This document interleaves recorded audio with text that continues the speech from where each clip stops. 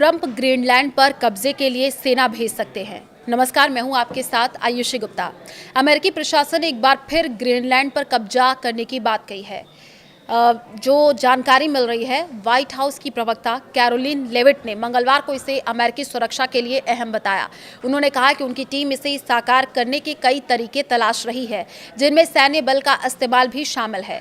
और इससे पहले अमेरिकी राष्ट्रपति डोनाल्ड ट्रंप कई बार ग्रीनलैंड पर कब्जा करने की बात कह चुके हैं। ट्रंप ने सोमवार को कहा था कि राष्ट्रीय सुरक्षा के लिए ग्रीनलैंड बहुत जरूरी है। वहां पर रूसी और चीनी जहाजों की मौजूदगी चिंता की बात है। उन्होंने कहा था कि वो 20 दिन में ग्रीनलैंड पर बात करेंगे। तो ग्रीनलैंड डेनमार्क का एक स्वायत्त इलाका है जो नाटो का हिस्सा भी है और यहाँ पर डेनमार्क के करीब 200 सैनिक तैनात हैं। व्हाइट हाउस ने भले ही ग्रीनलैंड पर कब्जे के लिए सेना का इस्तेमाल पर विचार करने की बात कही है, हालांकि अमेरिकी विदेश मंत्री की सोच इससे अलग है। रॉयटर्स के मुताबिक विदेश मंत्री मार्को रूबियो ने बताया है कि प्रशासन का इरादा ग्रीनलैंड पर हमला करने का नहीं है, बल्कि डेनमार्क से इसे खरीदने का है।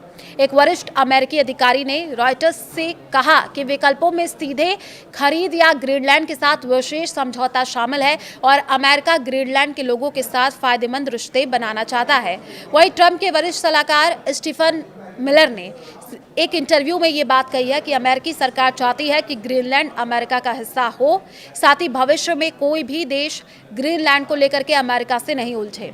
ट्रंप के पहले कार्यकाल में ग्रीनलैंड को लेकर के ट्रंप की इच्छा को मजाक समझा गया था।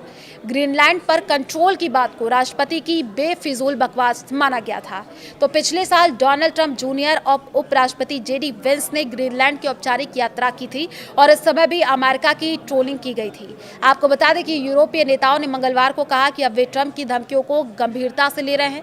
वेनेजुएला के राष्ट्रपति को अगवा करने के बाद ट्रंप सरकार अब पूरे वेस्टर्न हेमिस्फेयर को ट्रंप का इलाका मानने लगी है। ग्रीनलैंड की अपनी कोई सेना नहीं है, उसकी रक्षा और विदेश नीति की जिम्मेदारी डेनमार्क की है। ये डेनमार्क का एक स्वायत्त क्षेत्र है जहां का आबादी महज 57,000 है। 2009 के बाद ग्रीनलैंड सरकार को तटीय सुरक्षा और कुछ विदेशी मामलों में छूट मिली है, लेकिन रक्षा और विदेश नीति के मुख्य मामले अभी भी डेनमार्क के पास है।